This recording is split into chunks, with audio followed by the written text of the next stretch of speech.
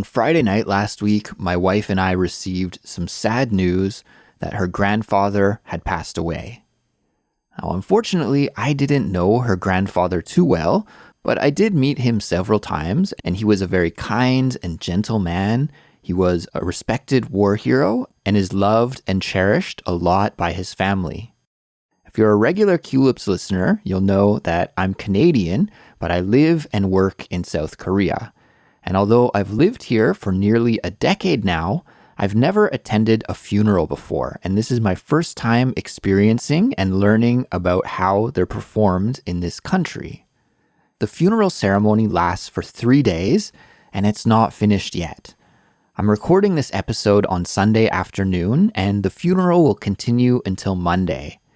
And because of this, guys, this episode will be a short one.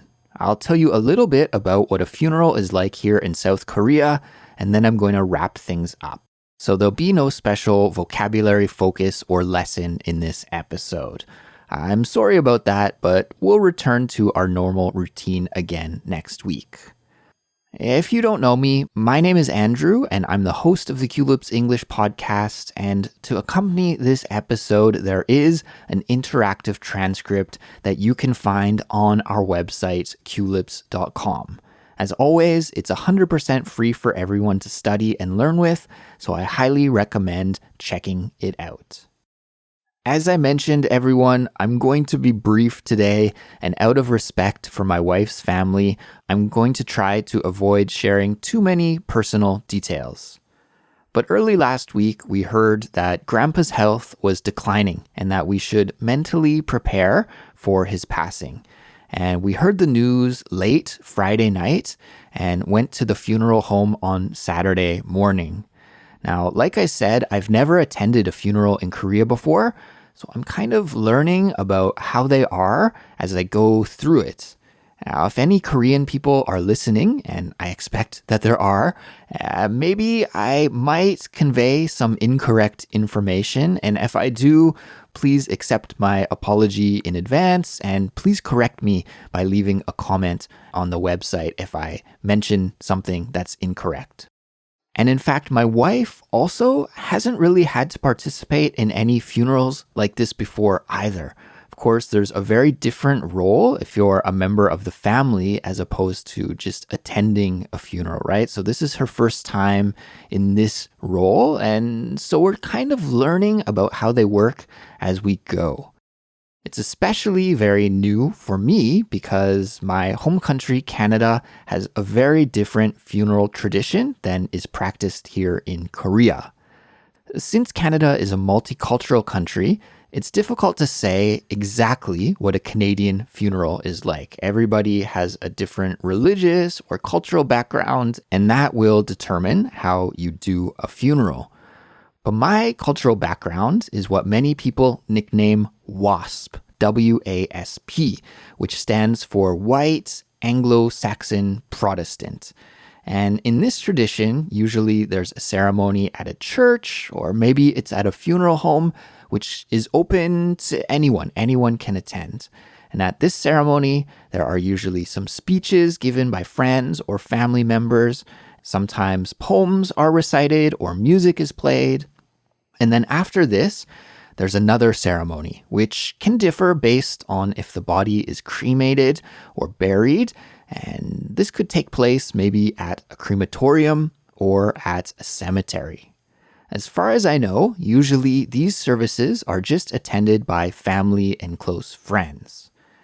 There's usually also a social event, which is called a wake or a reception, where some food and drinks are served. And this is a time where family and friends can mourn together in a slightly more relaxed environment than the official ceremony, and they can share their memories of the deceased and laugh and cry together and look at photos and just celebrate that person's life. Every family is different, like I mentioned, so sometimes this happens before the official funeral ceremony and sometimes afterwards. However, here in Korea, funeral traditions are quite different, I'm learning. The funeral takes place at a funeral home, which is attached to a hospital. And when you enter the funeral home, there's a small altar room to the side. And on the altar, there is some incense burning and some flowers.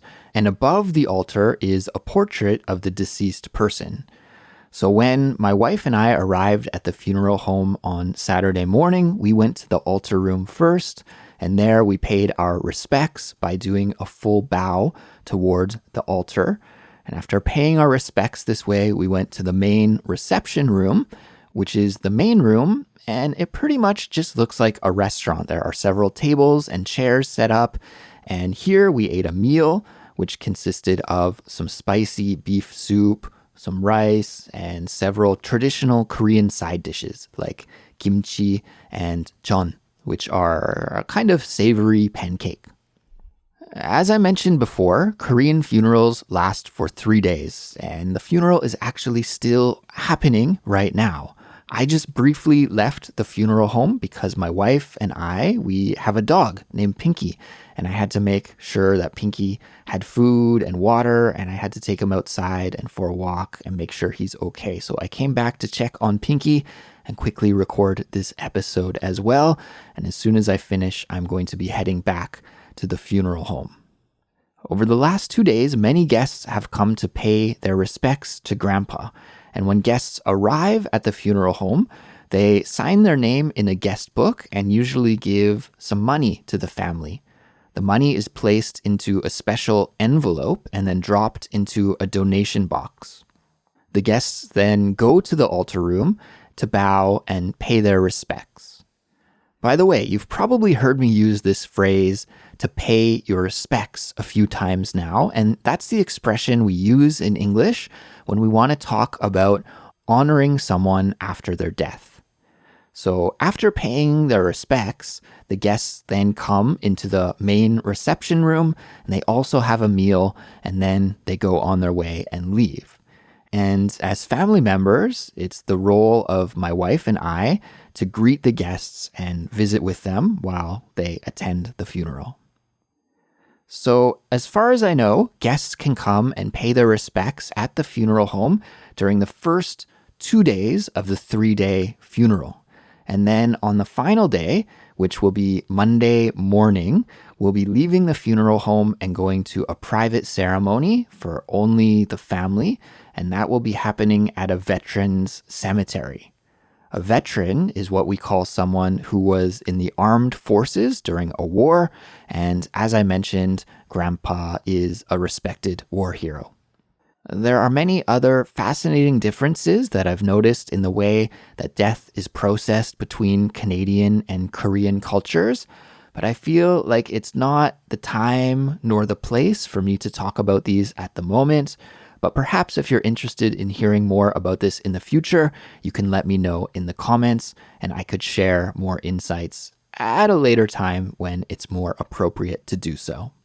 So everyone, I'm going to wrap things up here. Again, I'm sorry for the short episode, but don't worry, we'll return to our regular lessons next time. And in fact, since Christmas is just around the corner, we'll be releasing a special holiday episode in just a few days. And in that episode, Anna and I compare and contrast how Christmas is celebrated in our home countries, Canada and the UK, and also in our second home countries of South Korea and Spain. So it was a fun and festive chat in that episode.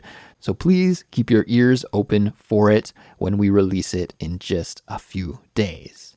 Until then, though, please take care, and I'll talk to you soon. Goodbye.